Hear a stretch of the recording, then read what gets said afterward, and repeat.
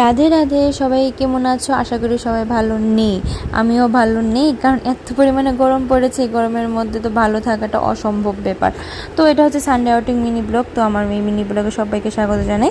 তো সানডেতে আমাদের প্ল্যান ছিল যে আমরা উদয়পুর মার বাড়িতে যাব, কিন্তু দিনের বেলা এত পরিমাণে রৌদ্র উঠে, মানে ঘর থেকে বের হওয়ার আর ইচ্ছে হয় না।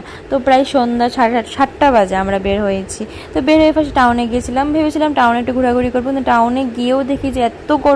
তো ভাবলাম যে না, একটু লং ড্রাইভে যাওয়া যাক, কারণ উদয়পুরের দিকে গেলে একটু বাতাস থাকবে।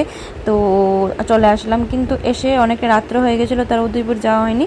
সিপাহীজল অবধি এসেছিলাম, এসে এখানে একটু বসে ডাবের জল, আইসক্রিম এসব খেয়েছিলাম। ফাস্টফুড তো খাওয়া প্রশ্নই ওঠে না এই গরমের মধ্যে।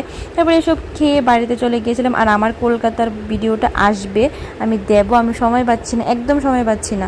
তো আসার সময় একটু বাজার করেছিলাম। তো চলো আজকের মতো ভিডিওটা এই পর্যন্ত, দেখো নেক্সট কোনো মিনি ব্লগে। টাটা, সবাই ভালো থেকো।